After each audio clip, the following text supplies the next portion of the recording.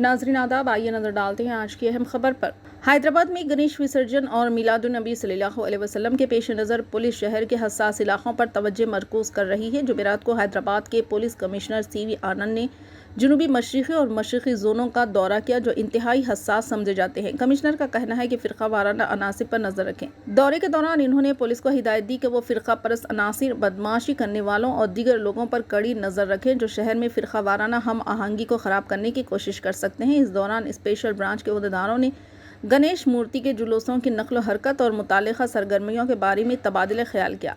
लेन को कम करने और जुलूसों की आसानी से गुजरने को यकीनी बनाने की जिम्मेदारी ट्रैफिक अफसरान को दी गई। हैदराबाद में गणेश विसर्जन मिलादुन्नबी गणेश विसर्जन मंगल 17 सितंबर को होगा, जबकि मिलादुन्नबी 16 सितंबर बरोज़ पीर को होगा। अगरचे मिलादुन्नबी पीर को है, मजहबी रहनुमाओं ने तकरीबात को घरों और मसाजिद तक महदूद रखने का फैसला किया।